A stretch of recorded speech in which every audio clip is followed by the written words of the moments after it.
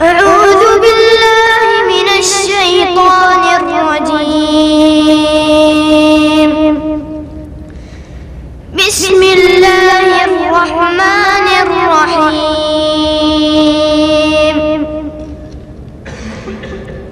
وأيوب إذ نادى ربه أني مسني الضر وأنت أرحم الراحمين فاستجبنا له فكشفنا ما به من ضر وآتيناه أهله ومثلهم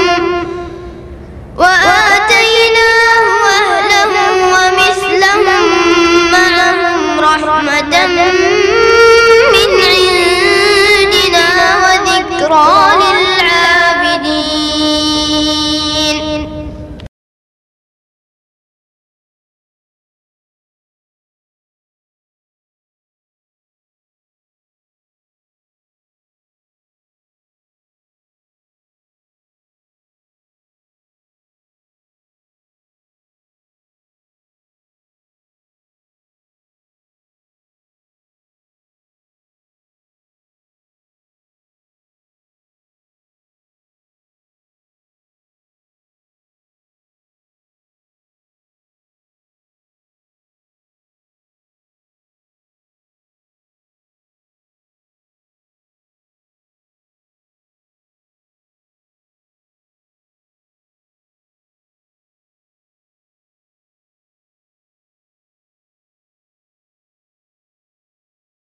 السلام عليكم ورحمة الله وبركاته.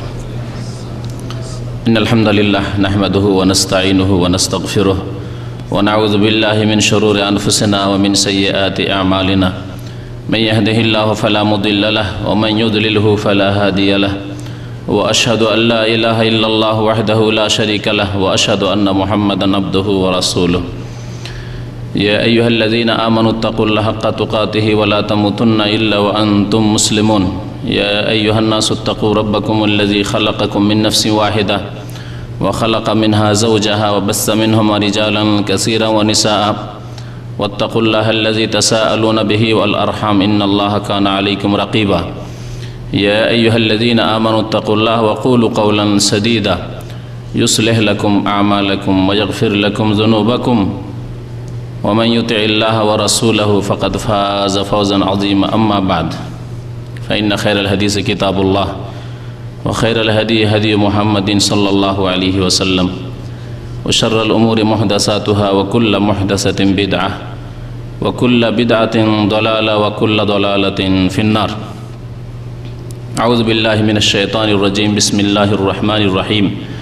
وأيوب إذ نادى ربه أني مسني الضر وأنت أرحم الراحمين.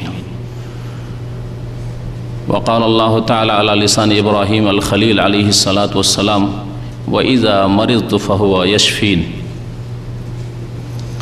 মহান আল্লাহর সমস্ত প্রশংসা যে আল্লাহ পাক রব্বুল আলামিন আমাদেরকে কখনো সুখে রাখেন আর কখনো আমাদের উপর তার বিপরীত অবস্থা আসে।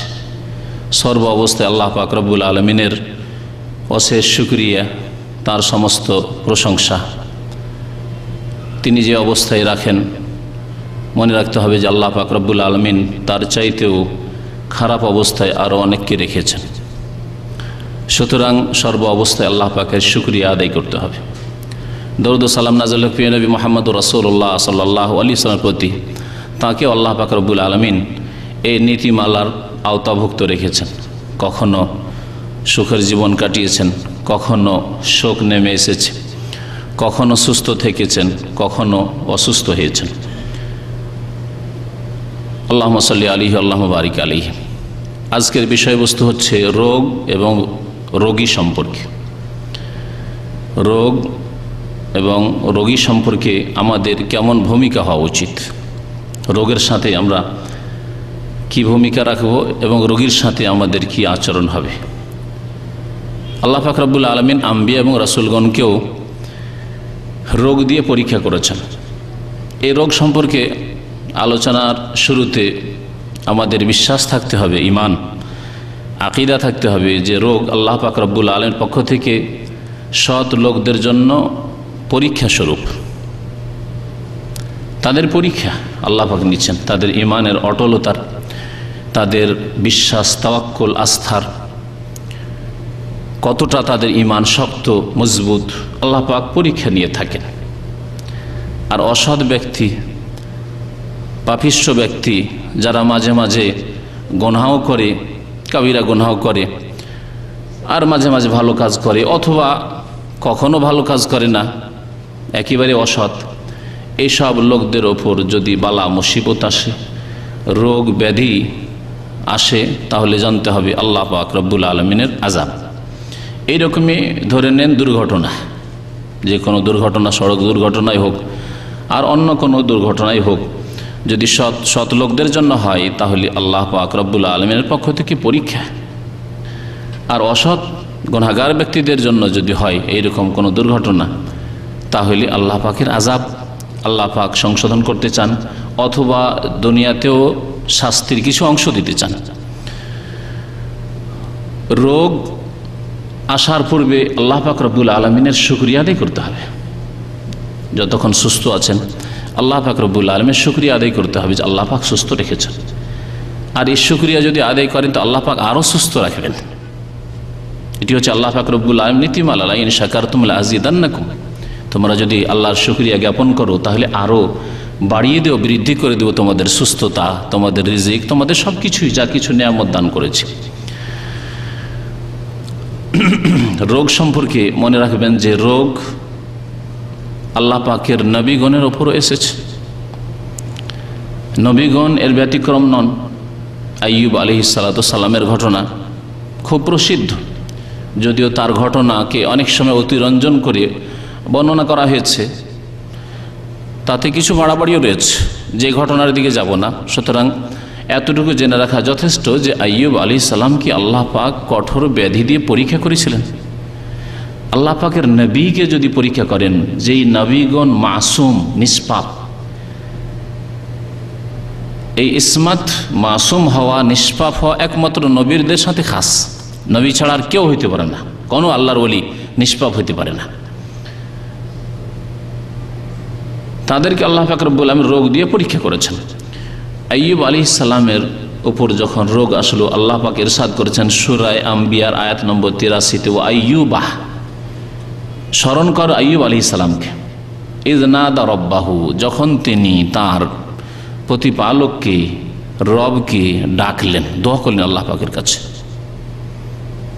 তাহলে এই আয়াতের অংশ দিয়ে বোঝা যায় যে রোগ যদি হয় তাহলে আল্লাহ পাকের কাছে দোয়া করতে হবে, আল্লাহকে ডাকতে হবে। কি দোয়া করলেন? কত সুন্দর দোয়া, সংক্ষেপে দোয়া, যথেষ্ট দোয়া। আজকাল এক শ্রেণীর মানুষেরা দোয়াই করে না। আল্লাহ পাকের কাছে রোগ বালা মুসিবত আসলে হয় বেদিন, নাস্তিক, না হয় ধর্ম নিরপেক্ষতা বিশ্বাসী, বেদিন, আল্লাহর সাথে কোনো সম্পর্ক নেই, তাদের দোয়ার সাথে কোনো সম্পর্ক নেই এক শ্রেণীর লোক। আর এক শ্রেণীর লোক আছে মুশরিক, মাজার ভক্ত, শিরকি আকীদা বিশ্বাস রাখে, সুতরাং বিপদ আপদ আসলে, অসুখ বিসুখ হলে মাজারে যায়, মুশরিক হয়ে যায়।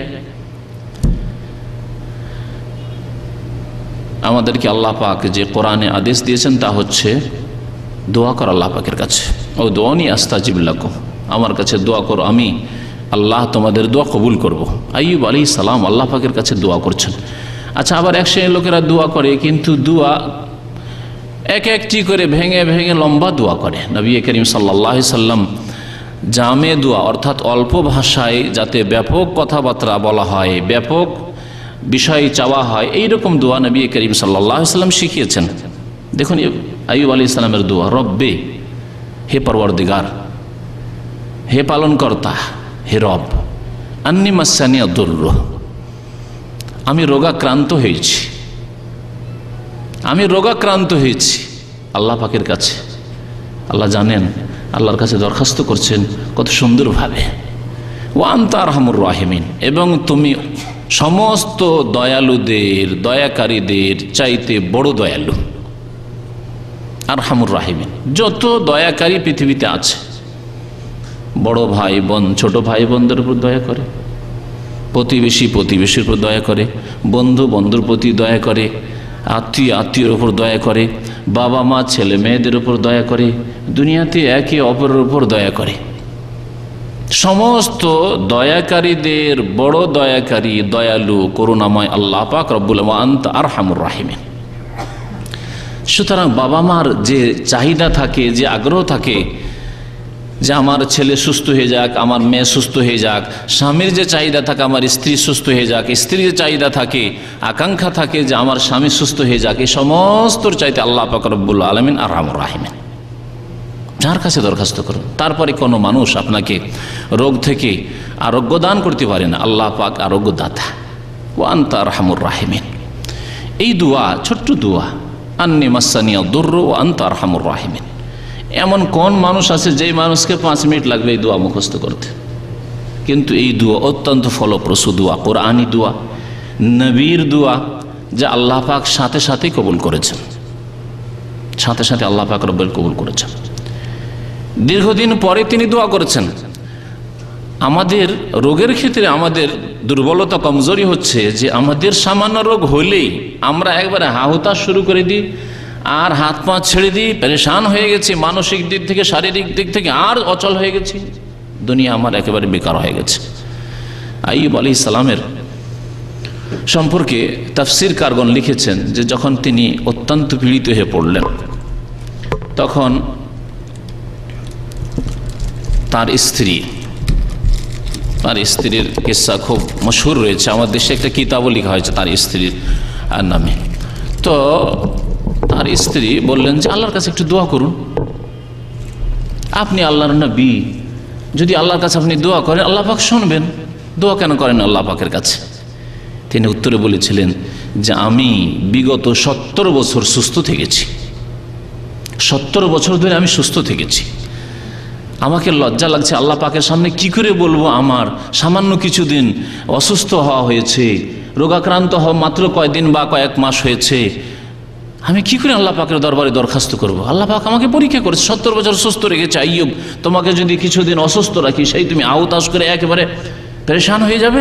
না, আমি এত তাড়াতাড়ি আল্লাহ পাকের কাছে হাত উঠাতে পারবো না, দোয়া করতে পারবো না। ধৈর্য দেখেন। যেমন একজন মুমিন বান্দার ভালো গুণ হচ্ছে আল্লাহর শুকরিয়া আদায় করা সুখে থাকলে, তেমনি বিপদ আসলে, রোগাক্রান্ত হলে, অসুস্থ হলে ধৈর্য ধারণ করা অত্যন্ত জরুরি গুণ। ধৈর্য ধরতে হবে। কত সুন্দর ধৈর্য!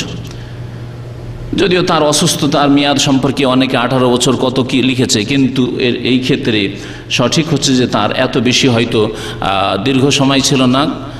একটি তাফসীরের বর্ণনা হচ্ছে যে 3 বছর, তবে 3 বছর কম হয়তো নাই, 3 বছর অথবা 18 বছর, বিভিন্ন রিওয়ায়াত রয়েছে।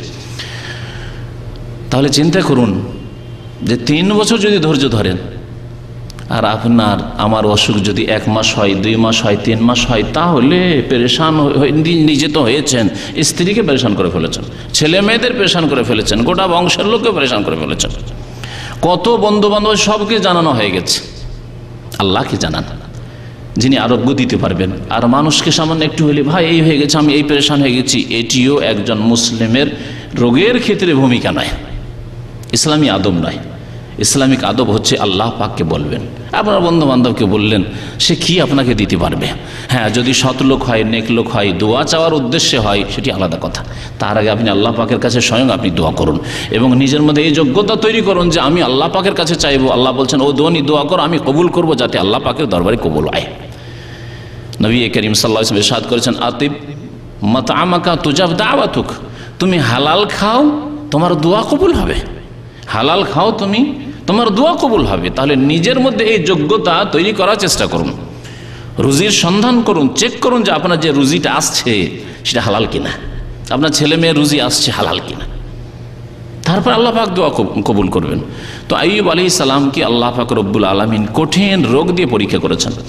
ইব্রাহিম আলাইহিস সালাম তিনি আল্লাহ পাকের বিভিন্ন গুণ উল্লেখ করছেন, বিভিন্ন কুদরতের কথা উল্লেখ করছেন, আর বলছেন ওয়াইজা মারিজতু ফাহুয়া ইয়াশফিন, আমি যখন রোগাক্রান্ত হয়ে যাই, আমি যখন অসুস্থ হয়ে পড়ি, ফাহুয়া ইয়াশফিন, একমাত্র তিনি আমাকে আরোগ্য দান করেন, একমাত্র তিনি আরোগ্য দান করেন, তিনি আরোগ্য দান করেন।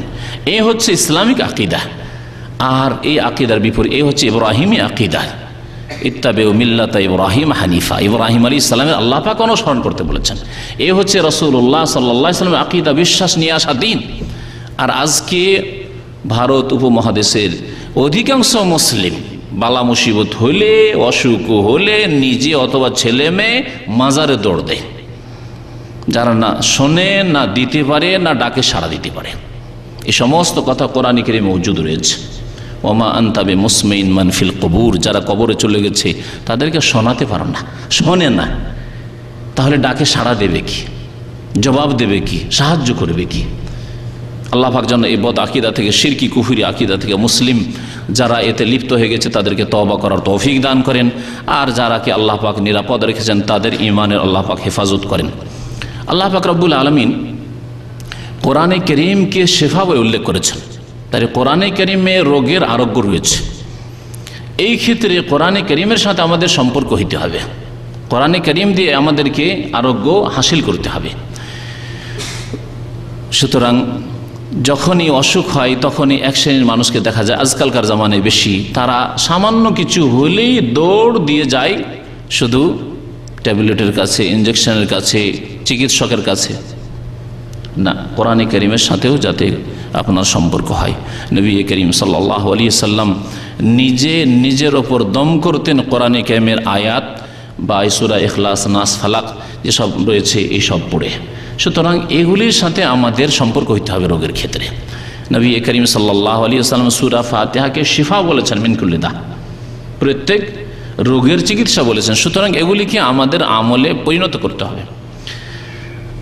এমন কে আছে যে রোগাক্রান্ত হয় না পৃথিবীতে? এমন কে আছে যার ছেলে মেয়েরা অসুস্থ হয় না? সুতরাং আমাদেরকে এই কোরআনী যে চিকিৎসা রয়েছে সেই চিকিৎসার সাথে সম্পর্ক থাকতে হবে।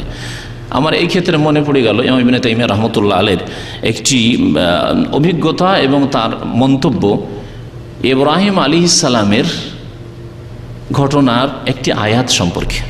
ইব্রাহিম আলাইহিস সালামকে আল্লাহ পাক রব্বুল আলামিন কিভাবে উদ্ধার করলেন আগুন থেকে, যখন নমরুদের আগুনে নিক্ষেপ করে দেওয়া হলো, আগুনে ফেলে দেওয়া হলো। আল্লাহ পাক কি আদেশ করলেন? কুলনা, আল্লাহ পাক বলছেন আমি বললাম আল্লাহ, ইয়া নারু কুনি বারদা, হে আগুন তুমি ঠান্ডা হয়ে যাও, ও সালামান আলা ইব্রাহিম, এবং সহি সালামত রাখো, নিরাপদ রাখো ইব্রাহিম আলাইহিস সালামকে। আল্লাহ পাকের আদেশ। যে আল্লাহ আগুনের মালিক, যে আল্লাহ আগুনকে জ্বালিয়ে দেওয়ার ক্ষমতা দিয়েছেন, সে আল্লাহ আদেশ করলেন, আগুনের ক্ষমতাকে ছেনে নিলেন। ইয়া নারু কুনি বারদাম ওয়া সালামান আলা ইব্রাহিম। ইমাম ইবনে তাইমিয়া রাহমাতুল্লাহ আলাইহি বলছেন যে আমি বহুবার পরীক্ষা করেছি, এই আয়াত যদি কোনো এমন ব্যক্তি যাকে জ্বর হয়েছে, জ্বরের রোগী, তার ওপর পড়ে দম করেছি, তার জ্বর সরে গেছে, তার জ্বর সরে গেছে। আমরা কয়জন মুসলিম আছি যারা এইভাবে আমল করি কোরআন কারীমের এইসব আয়াতের ওপর? কারণ জ্বর হচ্ছে তাপ, আর তাপ হচ্ছে আগুন। ইয়া নারু কুনি বারদা, হে আগুন, হে জ্বর, কুনি বারদা তুমি ঠান্ডা হয়ে যাও, ও সালামান আলা ইব্রাহিম, আমার এই ছেলে, একে নিরাপদ রাখো তুমি, খবরদার এর ক্ষতি করিও না, খবরদার। ও সালামান আলা ইব্রাহিম। তো যাই হোক, রোগ এবং রোগী সম্পর্কে কয়েকটি কথা বলবো।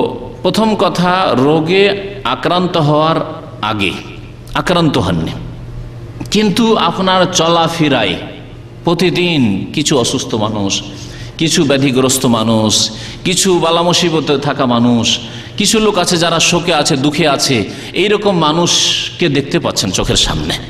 যদি দেখতে পান তাহলে কি করবেন? নবী করিম সাল্লাল্লাহু আলাইহি সাল্লাম দোয়া শিখিয়েছেন। এই দোয়াগুলি অধিকাংশ মুসলিমরা আমরা পড়ি না, অথচ প্রতিদিন আমাদের প্রয়োজন।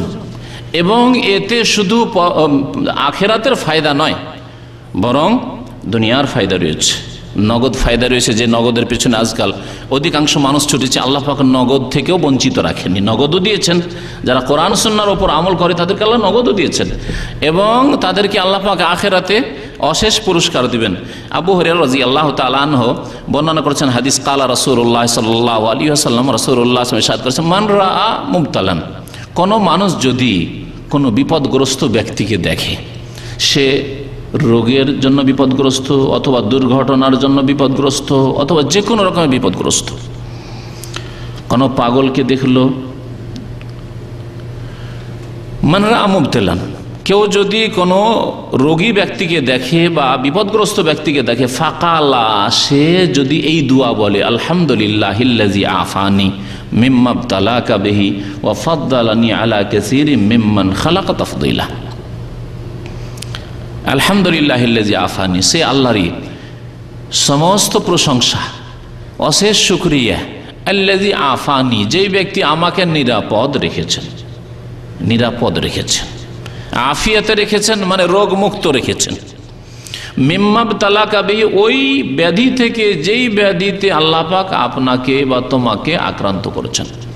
যদি একজন রোগীকে দেখেন, একজন পীড়িত ব্যক্তিকে দেখেন বা একজনের দুর্ঘটনা দেখেন, তো মিম্মা ইবতালাকা এক বচন বললেন, যদি আরবি ভাষা বুঝেন।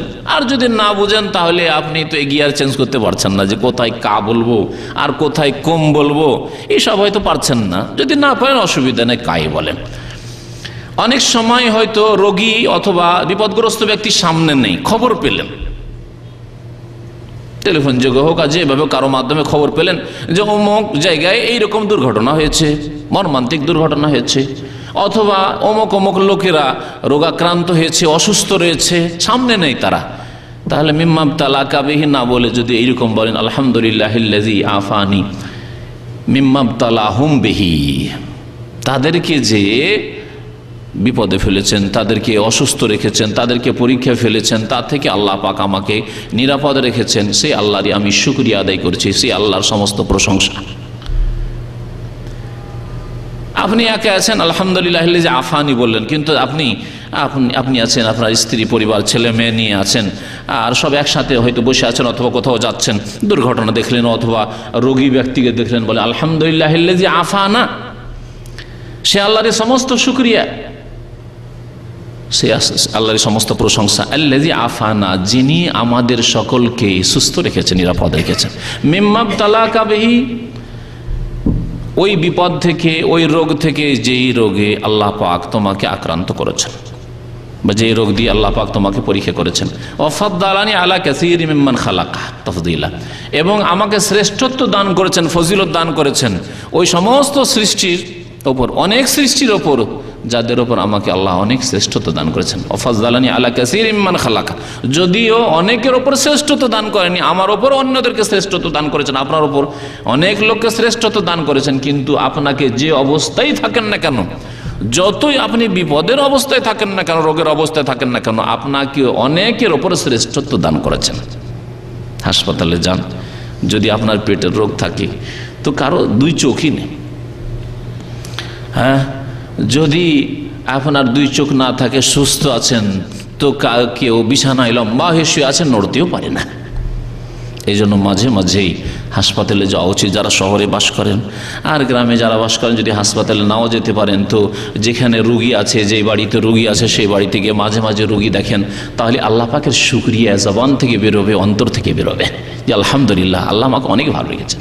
যদি আমার পকেটে পয়সা নেই অথবা সামান্য কিছু ব্যাধি আছে, সামান্য কিছু রোগ আছে, কিন্তু আল্লাহ পাক আমার চেয়ে অনেক লোককে বড় বিপদে রেখেছেন, আল্লাহ শুকরিয়া।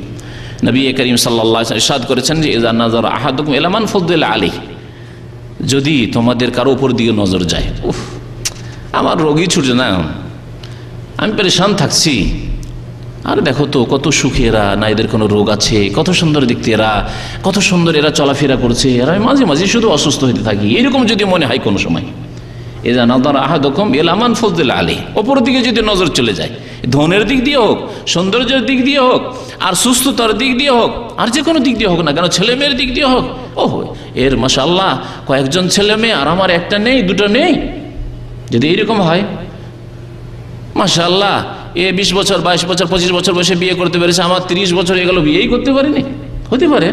এইরকম যদি কারো ওপর দিকে নজর চলে যায়, যে ওহ একে অনেক দেওয়া হয়েছে কিন্তু আমি তেমন পাইনি। একজন লোক ভালো ইনকাম করে, আপনার 500 টাকা বেতন, ও 3000 4000 5000 রিয়াল মাসে ইনকাম করে, আমার 500 টাকা মাত্র।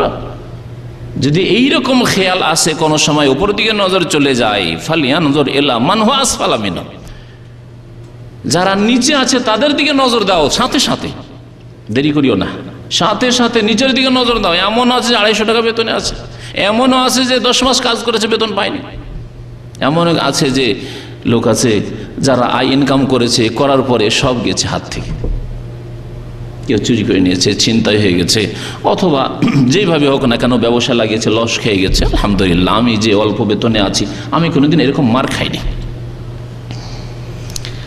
নিচের দিকে দেখলে কি হবে? রোগের খিতরি ধরে নেন। নিচের দিকে দেখলে কি হবে? ফাইন্নাহু আজদারু আল্লাহ তাজদারু নি'মাতাল্লাহি আলাইকুম। তাহলে আল্লাহর যে কোনো নিয়ামত তোমার উপর রয়েছে তাকে তোমরা তুচ্ছ মনে করবে না, সামান্য মনে করবে না। তোমার কিছু অসুখ আছে, ঠিক আছে, উপর দিকে নজর দাও, সাথে সাথে নিচের দিকে নজর দাও। তাহলে আল্লাহ পাক যে সুস্থ রেখেছেন, অসুখের সাথে সুস্থ রেখেছেন, চলাফেরা করছেন, মাশাআল্লাহ, নিয়মিত আপনি ডিউটি করে নিচ্ছেন, নিজের কাজকর্ম করে নিচ্ছেন, নিজেই চলাফেরা করে নিচ্ছেন। এমন নয় যে আপনার পেশাব পায়খানা অন্যকে পরিষ্কার করতে হচ্ছে, তা হচ্ছে না। তাহলে আল্লাহ শুকরিয়া দেব, আলহামদুলিল্লাহ, আমি তো বিছানায় পড়ে নেই, আমার পেশাব পায়খানা তো আর কাউকে সাফ করতে হয় না, আমাকে তো আমার স্ত্রী ভারী বোঝা মনে করে না, আলহামদুলিল্লাহ, সুখী আছি।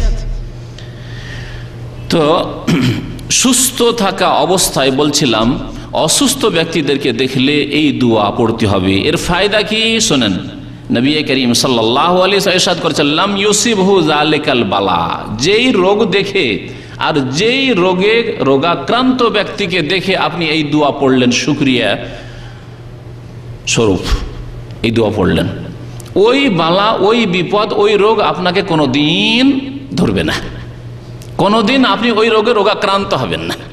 কুষ্ঠ রোগীকে দেখে যদি আপনি এই দোয়া পড়েন, সাদা দাগ শরীরে এইরকম লোককে দেখে যদি এই দোয়া পড়েন, যদি আপনি মর্মান্তিক দুর্ঘটনা, সড়ক দুর্ঘটনা দেখে যদি আর এইরকম যদি দোয়া পড়েন, তাহলে এই রকমের বিপদের কোনোদিন সম্মুখীন হবেন না ইনশাআল্লাহ তাআলা।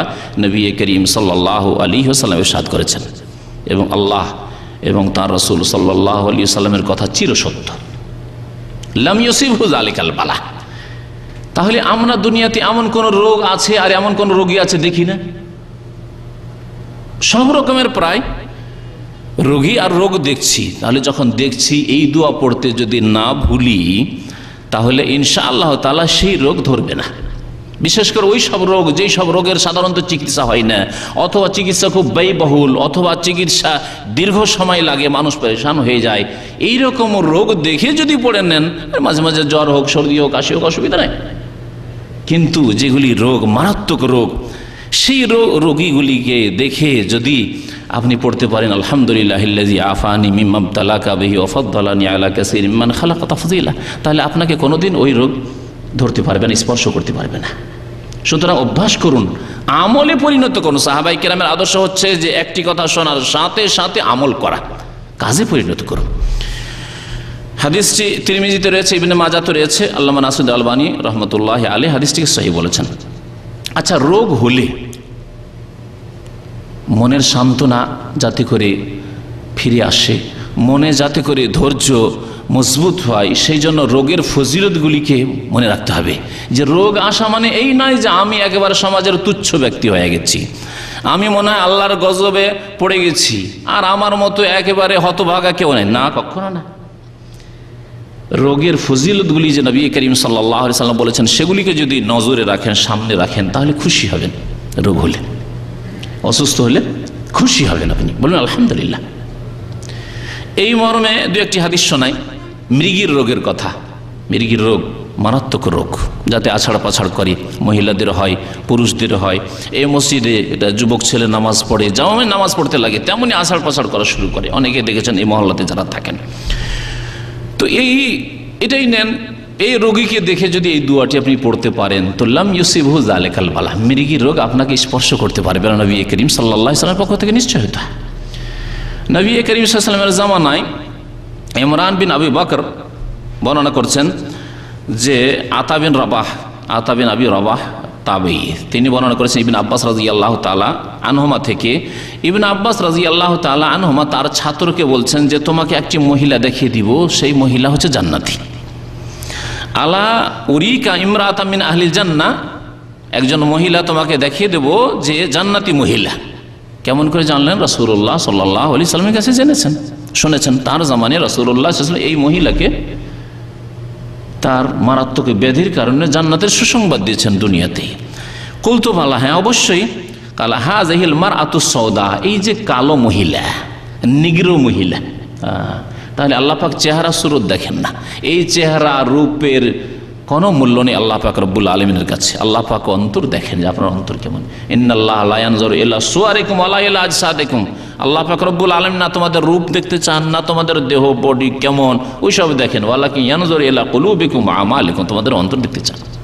অসুস্থ হয়েছে, তোমার কি অন্তর, আল্লাহ পাককে কেমন করে ধরছো, আল্লাহ পাকের এই ব্যাধি কি আল্লাহ পাক যে দিয়েছেন তাকে কেমন করে তুমি নিচ্ছ, এই সম্পর্কে তোমার ভূমিকা কেমন হচ্ছে, ধৈর্য ধারণ কেমন করে করছো, তোমার অন্তরের অবস্থা কি, এগুলি আল্লাহ পাকে দেখেন। তো নবী করিম সাল্লাল্লাহু আলাইহি সাল্লামের কাছে আসলে এই মহিলা আতাতিন নবী সাল্লাল্লাহু আলাইহি সাল্লাম ফাকালাতে এসে বলল, ইন্নী উসরাউ ইয়া রাসূলুল্লাহ, হে আল্লাহ রসুল, আমাকে মৃগী ধরে নেয়, মাঝে মাঝে এই মৃগীর রোগ উঠে যায়, তখন খুব মুশকিল হয়ে যায়। ওয়াইন্নি আতাকাশাফু, আর তখন আমার হুঁশ দিশে থাকে না, আমার কাপড় পর্যন্ত খুলে যায়। সুবহানাল্লাহ, শরীরে কাপড় থাকে না, মৃগীর রোগ এরকম মারাত্মক রোগ, খেয়াল থাকে না, শরীরে কাপড় খুলে যায়, বরং খুলে ফেলে দেয় অনেক সময়। ফাদুল্লাহ আলী, আমার জন্য দোয়া করে দেন। নবী করিম সাল্লাল্লাহু আলাইহি সাল্লাম বললেন, দোয়া চাইলেন রোগের আরোগ্যের জন্য, যে আল্লাহ যেন আমাকে শিফা দিয়ে দেয়, এই জন্য দোয়া করে দেন। নবী করিম সাল্লাল্লাহু বলেন, ইন শি'তি সাবারতি ওয়ালাকিল জান্নাহ, তুমি যদি চাও তো ধৈর্য ধরে নাও, এই মৃগীর ওপর আল্লাহ পাক তোমাকে জান্নাত দেবেন, এই মৃগীর বিনিময়ে জান্নাত পাবে তুমি, ধৈর্য ধরে নাও। তাহলে ওয়াইন শি'তি দাআতুল্লাহ, আর তুমি যদি চাও তাহলে আল্লাহর কাছে আমি দোয়া করে দিচ্ছি। নবী করিম সাল্লাল্লাহু আলাইহি ওয়াসাল্লাম রাহমাতুল লিল আলামিন। কিন্তু এই দুনিয়ার রোগ ভালো হওয়ার চাইতে জান্নাত পাওয়া অনেক মূল্যবান, সুতরাং তাকে অপশন দিচ্ছেন, এখতিয়ার দিচ্ছেন, যে তোমার এখতিয়ার এখন চয়েস, তুমি যদি চাও যে দুনিয়াতে আমি সুস্থ হয়ে যাই, আর জান্নাতের ব্যাপারটি তখন আল্লাহর রহমত আর আমলের ওপর থাকলো তোমার, তাহলে সেটিও তোমার ব্যাপার স্যাপার। আর যদি মনে করো যে না, আমি জান্নাতের নিশ্চয়তা নিতে চাই, তাহলে মৃগী তোমার থাক, আর ওয়ালাকিল জান্নাত, তোমার জন্য জান্নাত রয়েছে। নবী করিম সাল্লাল্লাহু আলাইহি সাল্লাম এরকম এখতিয়ার দিচ্ছেন যে তুমি চয়েস করো। মহিলা বলে যে ঠিক আছে, তাহলে তবে একটি দোয়া করে দেন, একটি দোয়া করে দেন, যে আমার মৃগী হোক, আমি জান্নাত চাই তার বিনিময়ে, কিন্তু কাপড় যেন না খুলে যায়। পরে যখন হুঁশ হয় আর শুনতে পাই যে আমার কাপড় খুলে যেত, তখন বড়ই লজ্জা লাগে, সমাজে খুব লজ্জা লাগে। সুতরাং আল্লাহ পাকের কাছে একটু দোয়া করে দেন, যাতে আমার মৃগী হওয়ার সময় যেন কাপড় না খুলে যায়, শরীরে যেন কাপড় থাকে। সাহাবারা বলছেন, তারপরে সেই মহিলার মৃগী উঠতো, কিন্তু কোনোদিন কাপড় খুলতো না। সুবহানাল্লাহ, নবী করিম সাল্লাল্লাহু আলাইহি ওয়াসাল্লামের দোয়া। ফাকালাত ইন্নী আতাকাশাফা আল্লাহ আলী, আল্লাহ আতাকাশাফা দা আল্লাহা, নবী করিম সাল্লাল্লাহু আলাইহি ওয়াসাল্লাম তার জন্য দোয়া করেন। রাওয়াহুল বুখারী, বুখারী শরীফের হাদিস। নবী করিম সাল্লাল্লাহু আলাইহি ওয়াসাল্লাম এই চোখ আল্লাহ পাক যদি নিয়ে নেন, দৃষ্টি শক্তি যদি নিয়ে নেন, পৃথিবী কালো না সাদা, না পৃথিবীতে কে কেমন, ছেলে মেয়ে হইলো কেমন যে দেখতে, কিছুই দেখতে পান না। সুবহানাল্লাহ, একজন অন্ধ ব্যক্তি কিছুই দেখতে পায় না। এই জন্য দেখা যায় যে অন্ধরা কি করে, কাউকে পাশে পেলে শরীর হাত নাড়াচাড়া করে, যে কেমন দেখতে, নাড়াচাড়া করে। ছেলে মেয়েদেরকে নাই, মুখটা লাড়ে, এইরকম করে নাড়ে, দেখে যে কেমন দেখতে। সুবহানাল্লাহ, কত তার আশা আকাঙ্ক্ষা, দুনিয়া দেখার, দুনিয়ার মানুষকে দেখার, দুনিয়ার আল্লাহর মখলুকাত সৃষ্টি জগৎকে দেখার, যে কত আশা আকাঙ্ক্ষা। এই দুই চোখ যদি আল্লাহ পাক নিয়ে নেন, কাউকে যদি দৃষ্টি শক্তি না দেন, তাহলে এর বড়ই ফজিলত রয়েছে। এর বিনিময়ে নবী করিম সাল্লাল্লাহু আলাইহি ওয়াসাল্লাম জান্নাতের সুসংবাদ দিয়েছেন। নবী করিম সাল্লাল্লাহু আলাইহি ওয়াসাল্লাম ইরশাদ করেছেন, আনাস বিন মালিক রাদিয়াল্লাহু তাআলা আনহু থেকে বর্ণিত, সামিআতুন নবী সাল্লাল্লাহু আলাইহি ওয়াসাল্লাম ইয়াকুল ইন্নাল্লাহা ক্বালা, হাদিসে কুদসি, রাসূলুল্লাহ সাল্লাল্লাহু আলাইহি ওয়াসাল্লাম বলছেন যে মহান আল্লাহ পাক ইরশাদ করছেন, আল্লাহ পাক কি ইরশাদ করেছেন, ইযাব তালাইতু আবদি বিহাবিবাতাইহি ফাসাবারা, আমার কোনো বান্দাকে যদি তার দুই প্রিয় বস্তুর ক্ষেত্রে আমি পরীক্ষায় ফেলি, মানে দুই প্রিয় বস্তু হচ্ছে দুই চক্ষু, খুব প্রিয়, গোটা শরীরের মধ্যে সবচেয়ে প্রিয় বস্তু হচ্ছে দুটি চোখ। হাবিবাতাই বলেছেন নবী করিম সাল্লাল্লাহু আলাইহি ওয়াসাল্লাম, আইনাইহি, যদি আমি পরীক্ষা করি এই দুইটি চক্ষু নিয়ে আর তার উপর যদি ধৈর্য ধারণ করি, হ্যাঁ, তাহলে ধৈর্য ধরা শর্ত। অসুস্থ হওয়ার পরে ফজিলত হাসিল করার জন্য, নেকি হাসিল করার জন্য, দুনিয়া আখিরাতের ফায়দা হাসিল করার জন্য, জান্নাত হাসিল করার জন্য শর্ত হচ্ছে ধৈর্য ধরতে হবে। আর যদি ধৈর্য না ধরেন, হায় রে আল্লাহ পাক আমাকে পেল, হ্যাঁ, আমি কোন দোষ করেছি আল্লাহ, কত লোক নামাজ পড়ে না, রোজা রাখে না, কত পাপ করছে, তাদের উপর বালা মুসিবত আসে না, আর আমি নামাজ পড়ি, তারপরে আমি অসুখ। এ হচ্ছে কমপ্লেন আল্লাহ পাকের বিরুদ্ধে। আল্লাহ পাক অসন্ত, আপনার নামাজ পড়েও কাজ হবে না, আপনার রোজা রেখেও কাজ হবে না, আপনার পরেশগারি আর দাড়ি রেখেও কাজ হবে না। অধৈর্য হয়ে গেলে আল্লাহ নারাজ হয়ে যাবেন। এই জন্য ধৈর্য ধারণ করতে হবে। আউয়াজতুহু মিনহুমাল জান্নাহ, এই দুই চোখের বিনিময়ে আমি তাকে জান্নাত দেব। নবী করিম সাল্লাল্লাহু আলাইহি ওয়াসাল্লাম ইরশাদ করেছেন, যে আল্লাহ পাক ইরশাদ করেছেন, এটি আল্লাহ পাকের কথা। ওয়া সাদাকাল্লাহু ওয়া রাসূলুহু, এ হচ্ছে বুখারী শরীফের হাদিস। তাহলে অসুস্থ হলে তার বড় ফজিলত রয়েছে। এইরকম নবী করিম সাল্লাল্লাহু আলাইহি ওয়াসাল্লাম অন্য অসুখ, এগুলি তো না হয় বড় ধরনের মারাত্মক অসুখ ছিল। আরও শোনেন, আবু সাইদ খুদরি এবং আবু হুরায়রা রাদিয়াল্লাহু তাআলা আনহুমা বর্ণনা করছেন যে রাসূলুল্লাহ সাল্লাল্লাহু আলাইহি ওয়াসাল্লাম ইরশাদ করেছেন, মা ইউসিবুল মুমিনা মিন ওয়াসাবিন ওয়ালা নাসাবিন ওয়ালা সাকামিন ওয়ালা হাজান। যে কোনো মুমিন মুসলিম ব্যক্তিকে, মুমিন মুসলিম হইতে হবে। তাহলে বোঝা গেল যে 5 ওয়াক্ত নামাজি হইতে হবে। কালেমায় বিশ্বাসী হওয়ার পরে 5 ওয়াক্ত নামাজি হইতে হবে। এটি হচ্ছে প্রমাণ যে আপনি মুসলিম হইতে হবে। তাহলে একজন মানুষ কালেমাগো মুসলিম হওয়ার পরে নামাজি যদি হয়, আর কি হয়, মা ইউসিবুল মুমিনা মিন ওয়াসাবিন ওয়ালা নাসাব, কোনো ব্যাধি অথবা কোনো রকমের কষ্ট, দুঃখ, ক্লেশ, কোনো বিপদ আপদ, রোগ, ওয়ালা হাজান, এমনকি দুশ্চিন্তা, শোক, এগুলিও যদি হয়, হাত্তাল হাম, নবী করিম সাল্লাল্লাহু আলাইহি ওয়াসাল্লাম বলছেন এমনকি দুশ্চিন্তা। এক হচ্ছে হুজন বা হাজান, তা হচ্ছে সব সময় চিন্তা লেগে আছে। আর এক হচ্ছে হাম, অর্থাৎ মাঝে মাঝে দুশ্চিন্তা, টেনশন হয়ে যাওয়া। টেনশনও যদি হয় কোনো ক্ষেত্রে, এই ক্ষেত্রে মনে রাখবেন, তাহলে কি দুশ্চিন্তা করা ভালো কাজ? টেনশন করা ভালো কাজ না। কিন্তু টেনশন চলে আসে কোনো রকমের ধাক্কা খেলে, আপদ বিপদ সামনে দেখলে, আশঙ্কা বোধ করলে। মানুষের স্বভাব হচ্ছে, ফিতরাত, প্রকৃতি হচ্ছে টেনশন চলে আসা, দুশ্চিন্তা হওয়া। দুশ্চিন্তাকে ধরে রাখা হচ্ছে নিষিদ্ধ। দুশ্চিন্তা হয়েছে, রাত দিন ধরে আছেন, সারা রাত ঘুম হয় না, দিনের পর দিন চলে যাচ্ছে, টেনশনে যাচ্ছে না, না, গুনার কাজ, এরকম করবেন না। তবে টেনশন যখন আসলো, তাকে তাড়াতাড়ি করে সরিয়ে দেওয়ার চেষ্টা করেন। আল্লাহ পাকের জিকির আজকারের মাধ্যমে, তওবা ইস্তিগফারের মাধ্যমে, আল্লাহকে বেশি বেশি ডাকার মাধ্যমে, ইন্না লিল্লাহি ওয়া ইন্না ইলাইহি রাজিউন পড়ার মাধ্যমে। আল্লাহ পাক রব্বুল আলামিন যে কোনো ব্যাধির ক্ষেত্রে কি বলেছেন, যে কোনো মানুষের উপরে যখন বিপদ আপদ আসে, যে কোনো বিপদ আপদ, আল্লাযীনা ইযা আসাবাতহুম মুসিবাহ, যে কোনো মুসিবত আসে, নিজের ক্ষেত্রে হোক, নিজের পরিবারের ক্ষেত্রে হোক, নিজের আপনজনের ক্ষেত্রে হোক, ধন সম্পদের ক্ষেত্রে হোক, স্বাস্থ্যের ক্ষেত্রে হোক, যে কোনো মুসিবত হোক, আমরা আমাদের দেশের দেশাচার তরিকা হচ্ছে, কারো মরার খবর পেলে, মৃত্যু সংবাদ পেলে, অমুক লোক মারা গেছে, ইন্না লিল্লাহি ওয়া ইন্না ইলাইহি রাজিউন, তাই না? আর এই পড়ার এমন বেশি অভ্যাস আছে যে মনে হয় কোনো কাফেরেরও মরার খবর পেল, ইন্না লিল্লাহি ওয়া ইন্না ইলাইহি রাজিউন পড়ে বসবে, এত বেশি অভ্যাস আছে। হ্যাঁ, এটা একটা কন্ট্রোলের মধ্যে থাকতে হবে। ভাই নাস্তিক, বেদিন, আল্লাহকে সেজদা করেনি, 5 ওয়াক্ত নামাজ পড়েনি, মারা গেছে, ইন্না লিল্লাহি ওয়া ইন্না ইলাইহি রাজিউন, কেমন দোয়া হইল? কোন মুসিবতটা আপনার হয়েছে ইন্না লিল্লাহি ওয়া ইন্না ইলাইহি রাজিউন? চিন্তার বিষয় রয়েছে। আমাদের দেশের দেশাচার অভ্যাস, কোনো মানুষের মরার খবর পেলে ইন্না লিল্লাহি ওয়া ইন্না ইলাইহি রাজিউন। আল্লাহ বলছেন যে তোমার কোনো মুসিবত, যাতে উম্মতে মুসলিমার কোনো ভাই, মুসলিম ভাইয়ের যদি ইন্তেকাল হয়, আর সত্যি সে মুসলিম নামাজি, মুসলিম সে মুসলিম, তাহলে সেটি এক ধরনের মুসিবত হইতে পারে। নিজে অসুস্থ হয়েছেন, সেটি মুসিবত।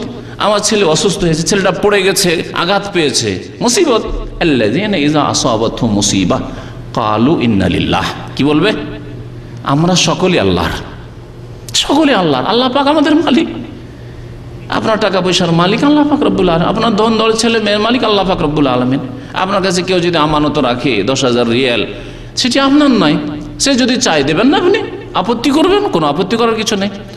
ইন্না লিল্লাহ, আমরা সকলে আল্লাহর, ওয়া ইন্না ইলাইহি রাজিউন, এবং নিঃসন্দেহে আমাদেরকে আল্লাহর কাছে প্রত্যাবর্তিত হইতে হবে, ফিরে যেতে হবে। কারণ যার আমানত তার কাছে ফিরে যেতে হয়। টাকা অমুক ব্যক্তির আপনার কাছে রেখেছে, ভাই আমার টাকাটা জমা রাখো, তো তার কাছে ফিরে যেতে হবে। আপনার কোনো আক্ষেপ করার কিছু নেই যে কেন নিয়ে এলো আপনার কাছ থেকে। যে কোনো বিপদ আপদের ক্ষেত্রে ইন্না লিল্লাহি ওয়া ইন্না ইলাইহি রাজিউন যদি পড়েন, তো আল্লাহ 3টি বকশিশ রেখেছেন। 3টি বকশিশ কোরআনী বকশিশ। উলাইকা আলাইহিমুস সালাওয়াতুম মির রাব্বিহিম ওয়া রাহমা ওয়া উলাইকা হুমুল মুহতাদুন। আল্লাহ বলছে এদের জন্য আল্লাহ পাকের পক্ষ থেকে সালাওয়াত রয়েছে, বহু বচন আল্লাহ। সালাওয়াত, সালাত এবং রহমা। সালাত মানেও যদি রহমত করি, আর রহমত মানেও রহমত, তাহলে দুটো তো এক হয়ে গেল। তাহলে আল্লাহ পাক দুটো শব্দ কেন ব্যবহার করলেন? প্রতিশব্দ কোরআন এত সংক্ষেপে আর আল্লাহ পাক প্রতি শব্দ ব্যবহার করছেন না, নিশ্চয়ই আলাদা আলাদা অর্থ আছে এখানে। এই জন্য তাফসীরকারগণ সূক্ষ্ম তাফসীর করেছেন সালাওয়াত মানে আল্লাহ পাক তার দরবারে মুকাররাবিন ফেরেশতা, আল্লাহর নিকটবর্তী ফেরেশতা, সমস্ত ফেরেশতাদের শ্রেষ্ঠ ফেরেশতা যারা আল্লাহ পাকের আরশ আজিমের নিকটবর্তী রয়েছেন, তাদের সামনে আল্লাহ পাক এই ব্যক্তির প্রশংসা করে, এই ব্যক্তির বা এই ধরনের লোকের প্রশংসা করে, দেখো অমুক ব্যক্তি অসুস্থ রয়েছে তবু আমার শুকরিয়া আদায় করছে, অসুস্থ রয়েছে ধৈর্য ধারণ করে আছে, অসুস্থ রয়েছে তারপরেও কোন রকম মানুষের কাঁধের ওপর ভর দিয়েও মসজিদে গিয়ে নামাজ পড়ছে, অসুস্থ রয়েছে তারপরে শুয়ে শুয়েও নামাজ ছাড়া নামাজ পড়ছে, পানি স্পর্শ করতে পারে না, চলতে পারে না, কথা বলতে পারে না, তারপরেও নামাজ পড়ছে। ভালো গুণগুলি আল্লাহ পাক রব্বুল আলামিন তুলে ধরেন ফেরেশতাদের সামনে যে আমার বান্দা কত আমার প্রিয় বান্দা, যে আমাকে ছাড়ে না, এত তাকে কষ্ট ফেলেছি, কষ্ট দিয়ে পরীক্ষা করেছি, তারপর আমাকে ছেড়ে দেয়নি। সালাওয়াত মানে সানাউল্লাহ আলাইহি, আল্লাহ পাকের পক্ষ থেকে প্রশংসা, তার ভালো গুণ বর্ণনা করা। আর ওয়া রাহমা, এবং আল্লাহ পাকের পক্ষ থেকে রহমত দয়া রয়েছে তার জন্য। সাময়িক কিছুদিন আল্লাহ পাক পরীক্ষা করলেও, রোগ দিলেও আল্লাহ পাকের রহমত রয়েছে আপনার ওপর, মনে রাখবেন। ওয়াউলাইকা হুমুল মুহতাদুন, এবং যদি এই রোগে ধৈর্য ধারণ করে ইন্না লিল্লাহি ওয়া ইন্না ইলাইহি রাজিউন পড়তে থাকেন বা কোনো বালা মুসিবতে, তাহলে আপনি ইনশাআল্লাহ সঠিক পথের ওপর অটল থাকতে পারবেন, হিদায়াতের ওপর থাকতে পারবেন। আপনাকে শয়তান বিভ্রান্ত করে গোমরাহ করতে পারবে না, পথভ্রষ্ট করতে পারবে, রাস্তা থেকে অন্য রাস্তা নিয়ে যেতে পারবে না। তাওহীদের ওপর থাকবেন, সুন্নতের ওপর থাকবেন, নামাজের ওপর থাকবেন, তাকওয়ার ওপর থাকবেন, ধৈর্যের ওপর থাকবেন, আল্লাহ শুকরিয়া আদায় করার ওপর থাকবেন। ওউলাইকা হুমুল মুহতাদুন, তিনটি বকশিসের কথা আল্লাহ পাক বলেছেন। আর যদি স্ট্রিট পথে থাকেন, জান্নাতে, হেদায়েতের পথ হচ্ছে জান্নাতের পথ, তাহলে জান্নাতের পথে থাকলে একবারে গন্তব্যস্থান হচ্ছে জান্নাত, জান্নাতে যাবেন অবশ্যই আপনি। আল্লাহর রহমত যদি হয় তাহলে জান্নাত থেকে কি বঞ্চিত হবেন? অবশ্যই জান্নাত পাবেন। আল্লাহর রহমত হলে দুনিয়াতে সারা জীবন কি আপনাকে এইরকম বিপদে রাখবেন? অবশ্যই রাখবেন না। আর যদি আল্লাহ পাক একটু কঠোর ব্যাধি দিয়ে পরীক্ষা করেন, তাহলে ওর চাইতে অনেক অনেক উত্তম প্রতিদান আল্লাহ পাক দুনিয়াতে দেবেন, আখিরাতে দেবেন। এই ঈমান, এই ইয়াকিন, এই বিশ্বাস রাখতে হবে।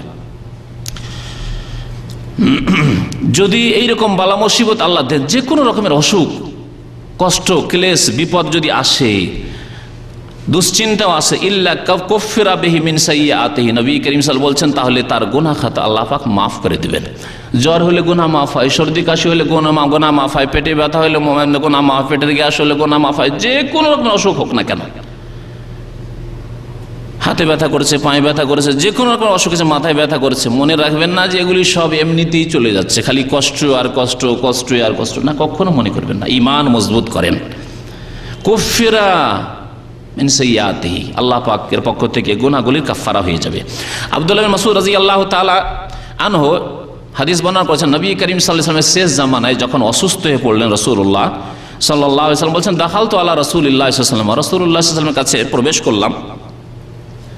আব্দুল বিন মাসউদ রাদিয়াল্লাহু তাআলা আনহু খুব বেশি যাতায়াত করতেন রাসূলুল্লাহ সাল্লাল্লাহু আলাইহি ওয়াসাল্লামের বাড়িতে, এমনকি আশেপাশের লোকেরা যারা মানে নতুন দেখতো, অথবা এমন লোক যারা নতুন এসেছে, আব্দুল্লাহ বিন মাসউদ এত ঘন ঘন যাতায়াত করতেন রাসূলুল্লাহ সাল্লাল্লাহু আলাইহি ওয়াসাল্লামের বাড়িতে যে ভাবতো যে রাসূলুল্লাহ সাল্লাল্লাহু আলাইহি ওয়াসাল্লামের পরিবারের মনে হয় একজন সদস্য, এত ক্লোজ ব্যক্তি ছিলেন রাসূলুল্লাহ সাল্লাল্লাহু আলাইহি ওয়াসাল্লামের। তো বলছেন, আমি রাসূলুল্লাহ সাল্লাল্লাহু আলাইহি ওয়াসাল্লামের কাছে প্রবেশ করলাম, ওয়া হুয়া ইউআকু ওয়াকান শাদীদান, এবং খুব মারাত্মক জ্বর ছিল ওই সময় রাসূলুল্লাহ সাল্লাল্লাহু আলাইহি ওয়াসাল্লামের উপর। তাহলে আল্লাহ রাসূলকে জ্বর শুধু হয়নি, ওয়াকান শাদীদান, খুব শক্ত জ্বর হয়েছে রাসূলুল্লাহ সাল্লাল্লাহু আলাইহি ওয়াসাল্লামের উপর। জি, যত যার ঈমান মজবুত তত বেশি আল্লাহ পরীক্ষা করেন, তত বেশি আল্লাহ পাক পরীক্ষা করেন, এবং তত বেশি আল্লাহ মর্যাদা উঁচা করতে চান, তত বেশি আল্লাহ পাক শ্রেষ্ঠত্ব দান করতে চান, সম্মান দান করতে চান। তাহলে এইরকম যদি পরীক্ষার সম্মুখীন হন, তো ভাববেন না যে হয়তো কোনো আল্লাহর আযাব ছিল, গজব ছিল, কোন যে পাপ ছিল, না। যদি দেখেন যে আলহামদুলিল্লাহ আমি পাপ থেকে ক্লিন আছি, পরিষ্কার আছি, তওবা করে, অথবা আমার দ্বারা গুনাহ হয়নি এইরকম, তাহলে বলুন আলহামদুলিল্লাহ, আল্লাহ আমাকে পরীক্ষা করছেন, এই পরীক্ষায় পাশ করতে হবে, এই পরীক্ষায় আমাকে পাশ করতে হবে সুন্দরভাবে। আর যদি দেখেন যে আমার পাপ ছিল, গুনাহ ছিল, তাহলে আত্মপর্যালোচনা, মুহাসাবা করেন, আর আত্মপর্যালোচনা করে আল্লাহ পাকের কাছে তওবা করেন, আল্লাহ তুমি মাফ করে দাও, আল্লাহ তুমি মাফ করে দাও, দুনিয়ার কষ্ট আর দিও না, বালা মুসিবত দিও না, আর আখিরাতে তুমি কষ্ট দিও না, পকড়াও করিও না, আল্লাহ গুনাহ খাতা করেছি, ভুল করেছি, আল্লাহ তুমি মাফ করে দাও। দুই রকমেরই মানুষ, হয় ভালো মানুষ আছেন আর বিপদ আপদ আসছে, তাহলে আল্লাহ শুকরিয়া আদায় করেন এবং ধৈর্য ধারণ করেন, আর যদি পাপ হয়ে থাকে তাহলে নিজেই আল্লাহ পাকের দরবারে কেঁদে আল্লাহর কাছে দোয়া করেন, তওবা করেন, ইস্তিগফার করেন, আর আল্লাহর কাছে দুনিয়ার আযাব থেকে আর আখিরাতের আযাব থেকে পানাহ চান যে আল্লাহ তুমি হেফাজত করো। নবী করিম সাল্লাল্লাহু আলাইহি ওয়াসাল্লামের যেসব দোয়া রয়েছে, এছাড়াও নিজের ভাষায় আপনি আল্লাহ পাকের কাছে দোয়া করুন। ফামাসাসতুহু বিয়াদি, আমি হাত দিয়ে নবী সাল্লাল্লাহু আলাইহি ওয়াসাল্লামকে স্পর্শ করে দেখলাম। তাহলে রোগীর গায়ে হাত দেওয়া এটি হচ্ছে সুন্নত, সাহাবায়ে কেরামের সুন্নত, রাসূলুল্লাহ সাল্লাল্লাহু আলাইহি ওয়াসাল্লাম তাই করতেন। কোন রোগীকে দেখতে গেছেন, শুধু দূর থেকে না দেখে নিয়ে গায়ে হাত দেন, অনেক অনেক খুশি হবে সে। পরীক্ষিত বিষয়। যদি কোনো রোগীকে দেখতে গিয়ে একটু মাথায় হাত দিয়ে দেখেন বা হাতে হাত দিয়ে একটু দেখেন, খুব খুশি হবে। বিশেষ করে আপনি যদি বিশিষ্ট ব্যক্তি হন, তার চাইতে একটু সম্মানীয় ব্যক্তি হন, বড় ব্যক্তি হন, তাহলে খুব খুশি হবে, শান্তি অনুভব করে অনেকটাই তার অসুখ হালকা হয়ে যাবে। ফাকুলতু ইয়া রাসূলুল্লাহ, তার বলে হে আল্লাহ রাসূল, ইন্নাকা লা তুআকু ওয়াকান শাদীদান, আপনাকে এত বেশি জ্বর হয়, এত বেশি জ্বর হয় আপনাকে? সাহাবী আব্দুল্লাহ মাসউদ আশ্চর্য হচ্ছেন যে আমাদের জ্বর হইতে পারে, ভুল ত্রুটি আমাদের হইতে পারে, রাসূলুল্লাহ সাল্লাল্লাহু আলাইহি ওয়াসাল্লাম এত জ্বর, রাহমাতুল লিল আলামিন, খাতামুন নবীন, সৃষ্টির সেরা যিনি রাসূলুল্লাহ, তার চাইতে শ্রেষ্ঠ ব্যক্তি না পৃথিবীতে কেউ হয়েছে, না হবে কিয়ামত পর্যন্ত, না আছে, আপনাকে এত বেশি জ্বর? ফাকালা রাসূলুল্লাহ সাল্লাল্লাহু আলাইহি ওয়াসাল্লাম আজাল, বললেন আল্লাহ রসুল সাল্লাল্লাহু আলাইহি ওয়াসাল্লাম যে হ্যাঁ অবশ্যই আমাকেও বেশি জ্বর হয়। ইন্নী উআকু কামা ইউআকু রাজুলান মিনকুম, আমাকে শুধু জ্বর হয় না, তোমাদের দুইজনের সমান আমাকে একাই জ্বর হয়, দ্বিগুণ জ্বর হয়। তাই নবীকে আমাদের যদি 100 ডিগ্রি 104 ডিগ্রি 5 ডিগ্রি জ্বর হয়, নবী সাল্লাল্লাহু আলাইহি ওয়াসাল্লামকে 210 ডিগ্রি জ্বর হয়, এত বেশি জ্বর হয়। রাসূলুল্লাহ সাল্লাল্লাহু আলাইহি ওয়াসাল্লামকে বললেন ফাকুলতু যালিকা, ইবনে মাসউদ বলছেন যে আপনাকে ডবল জ্বর হয় মনে হয় এই জন্য যে আল্লাহ আপনাকে ডবল নেকি দিতে চান, ইন্নালাকা আলা আজরাইন, আপনার জন্য কি আছে? ডবল সওয়াব রয়েছে, দ্বিগুণ নেকি রয়েছে। এই জন্য নবী করিম সাল্লাল্লাহু আলাইহি ওয়াসাল্লাম বললেন হ্যাঁ আজাল, আমাকে আল্লাহ দ্বিগুণ নেকি দেন। তাহলে তোমাদের অসুখ হইলে যদি 100 নেকি পাও, আমি 200 নেকি, তোমরা যদি 10,000 পাও তো আমি 20,000 নেকি পাই। নবী করিম সাল্লাল্লাহু আলাইহি ওয়াসাল্লামের অসুখ বেশি হইতো আর মর্যাদাও দ্বিগুণ দেওয়া হইতো। সুম্মা ক্বালা রাসূলুল্লাহ সাল্লাল্লাহু আলাইহি ওয়াসাল্লাম, তারপরে রাসূলুল্লাহ সাল্লাল্লাহু আলাইহি ওয়াসাল্লাম বললেন মামিন মুসলিমিন ইউসিবহু আযান মারাদুন, যে কোনো মুসলিমকে যদি কোনো কষ্ট পৌঁছে, যে কোনো রকম দুর্ঘটনা অথবা ব্যাধি হয়, ফামাসিয়াহু, অথবা নিম্নের কিছু, হাত্তা শাওকাত, নবী সাল্লাল্লাহু আলাইহি ওয়াসাল্লাম একটি হাদিসে বলেছেন, এমনকি যদি পায়ে কাঁটাও লাগে, পায়ে কাঁটা লাগে, অথবা মাছ খেতে খেতে গলায় কাঁটা লেগে গেল, ভাববেন না যে এই কোন মুসিবত হইল রে হইল আর সারা জীবন মাছ খাও না। হ্যাঁ, হাত্তা শাওকা বলা হয়, শাওকা মানে শুধু পায়ের কাঁটা তো নয়, গলার কাঁটাও হইতে পারে। এমনকি কাঁটাও যদি লাগে আপনার শরীরে, সামান্য যদি আঘাত লাগে, তাহলে কি পাবেন আপনি? ইল্লা হাত্তাল্লাহু লাহু সাইয়্যাতিহি কামা তাহুত্তু শাজারাতু ওয়ারাকাহা, তাহলে আল্লাহ তার গুনাহগুলিকে একবারে ঝরিয়ে সাফ করে দেবেন। কেমন করে ঝরাবেন? যেমন গাছ থেকে পাতা ঝরে যায় ফাল্গুন চৈত্র মাসে, আমাদের দেশে তাই হয় না? ফাল্গুন চৈত্র মাসে বা তার আগেই কিছু আগে পরে পাতা ঝরে যায়, গাছের পাতা যেমন ঝরে সাফ হয়ে যায় একবারে, তারপর নতুন পাতা গজায়, ওই রকমই যেই ব্যক্তির উপর বিপদ আপদ আসে, ছোট হোক আর বড় হোক, সমস্ত গুনাহ খাতা একবারে সাফ হয়ে যায়, সাফ হবে, নতুন তার আমলনামা শুরু হয়, একবারে ক্লিন পরিষ্কার, নেকি আর নেকি, যদি নেকি করে। কিন্তু আবার যদি পাপ করা শুরু করে, অসুখ হইলো, একটু হয়তো সোজা হইলো, তওবা ইস্তেগফারের দিকে আসলো, তারপরে আবার যখন সুস্থ হয়ে গেল আবার কে নামাজ পড়ে, আবার পাপ করা শুরু করলো, ফিল্ম দেখা শুরু করলো, হ্যাঁ, আবার হারাম খাওয়া শুরু করলো, সুদ খাওয়া ঘুষ খাওয়া শুরু করলো, তাহলে তো আল্লাহ পাক রব্বুল আলামিন ছাড়বেন না, না দুনিয়াতেই ছাড়বেন না আখিরাতে ছাড়বেন। আরেকটি বিষয় এই বললাম রোগের ফজিলত বা রোগীর ফজিলত, যে রোগাক্রান্ত হন তাহলে তার ফজিলত রয়েছে। যে ব্যক্তি অসুস্থ হবে, আপনি সুস্থ, আল্লাহ আপনাকে সুস্থ রেখেছেন, অসুস্থ ব্যক্তির জন্য দোয়া করেন। এই মর্মে নবী করিম সাল্লাল্লাহু আলাইহি ওয়াসাল্লাম বেশ কিছু দোয়া শিখিয়েছেন, বেশ কিছু দোয়া শিখছে। মা আয়েশা রাদিয়াল্লাহু তাআলা আনহা বর্ণনা করেছেন, আন্না রাসূলুল্লাহ সাল্লাল্লাহু আলাইহি ওয়াসাল্লাম কানা ইযা আতা মারিদান আও উতিয়া বিহি, নবী করিম সাল্লাল্লাহু আলাইহি ওয়াসাল্লাম কোনো রোগীর কাছে আসতেন অথবা রোগীকে নিয়ে আসা হতো, ওই রোগীকে নিয়ে আসা হতো, তাহলে কি করতেন? এই দোয়া পড়তেন, আযহিবিল বাস রাব্বান নাস ইশফা আনতা শাফি লা শিফা ইল্লা শিফাউকা শিফা আল্লা ইউগাদিরু সাকামা। আযহিবিল বাস, আল্লাহ তুমি এই ব্যাধিকে দূর করে দাও, রাব্বান নাস, হে মানুষের রব, ইশফি, আল্লাহ তুমি শেফা দা, আরোগ্য দান করো। আন্তা শাফি, তুমি আরোগ্য দাতা। লা শেফা ইল্লা শেফা ওকা, তোমার আরোগ্য ছাড়া আর কোনো আরোগ্য নেই। শেফা আন, এমন আরোগ্য দান করো, লা ইউগাদিরু সাকামা, যে আরোগ্য কোনো ব্যাধিকে শরীর ছেড়ে না যায়। ইয়ানি অর্থাৎ আল্লাহ তুমি সার্বিক দিক থেকে তাকে সুস্থ করো। এইভাবে দোয়া দেয় অসুস্থ ব্যক্তিকে। আপনার ঘরে যে কোনো ব্যক্তি অসুস্থ হচ্ছে, এই দোয়া যদি মুখস্থ থাকে, আপনি স্ত্রীকে দোয়া দিতে পারলেন। আপনার স্ত্রী যদি এই দোয়া মুখস্থ থাকে, স্বামীকে দোয়া দিতে পারলো। ছেলেমেয়েরা অসুস্থ হচ্ছে, যখন তখন অসুস্থ হচ্ছে, এই দোয়া দিতে পারলেন আপনি। সুন্নতি দোয়ার উপর আমল করেন। আজহিবিল বাস, রব্বান নাস, ইশফি আনতা শাফি, লা শেফা ইল্লা শেফা ওকা শেফা আল্লাহ ইউগাদিরু সাকামা।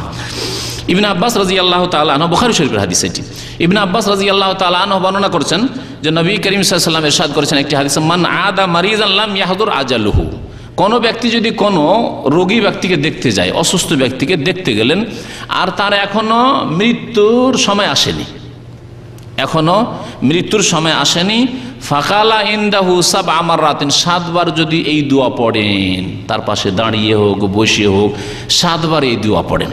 অন্যের বাড়িতে গেলে, নিজের বাড়িতে অসুস্থ, 7 বার করে এই দোয়া পড়েন।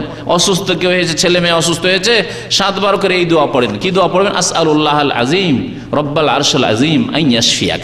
3টি বাক্য, আসআলুল্লাহাল আযীম, আমি আমার মহান রবের কাছে দোয়া করি, কামনা করি। রব্বাল আরশিল আযীম, যিনি মহান আরশের রব, মালিক।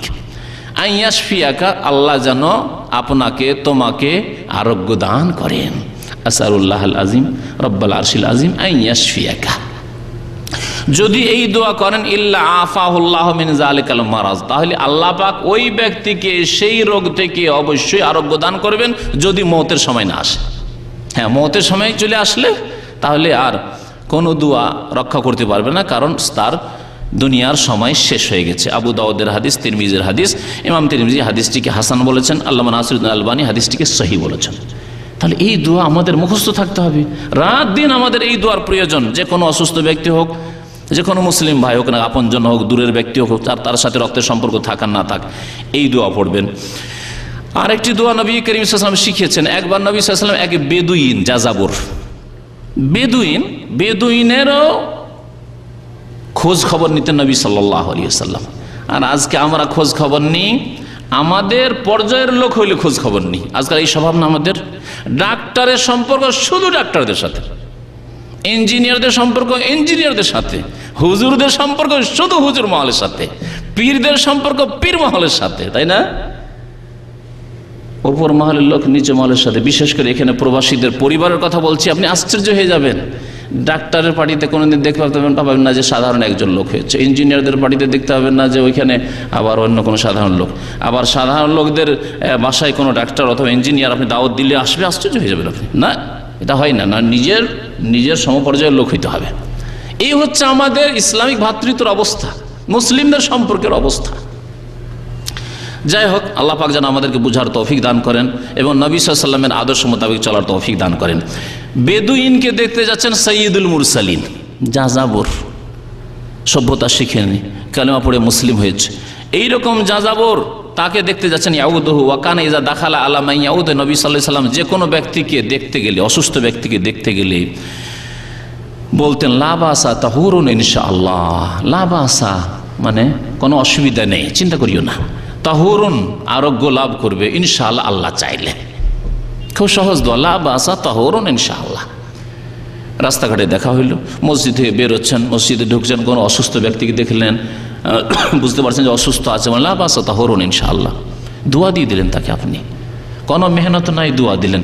এবং ফেরেশতারা, সহিহ মুসলিমের রিওয়ায়াত রয়েছে, আপনি যদি কোনো মুসলিম ভাইকে এইরকম যে কোনো দোয়া দেন, তাহলে ফেরেশতা কি বলেন? ওয়ালা কাবে মিসলিন, আল্লাহ যেন তোমাকেও এইরকমই দান করে।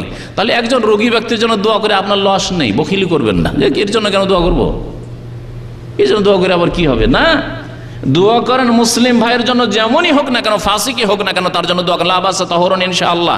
ফেরেশতা বলছেন, যাদের দোয়া রদ হবে না, আপনার দোয়া রদ হয়ে যেতে পারে, খণ্ডন হয়ে যেতে পারে, নাও কবুল হইতে পারে, কিন্তু ফেরেশতা বলছেন, বান্দা তুমি দোয়া করলে লা বাসা তাহুরুন ইনশাআল্লাহ, তোমাকেও যেন আল্লাহ ওই রকমই সুস্থ রাখে, তোমার যেন কোনো রোগ না থাকে।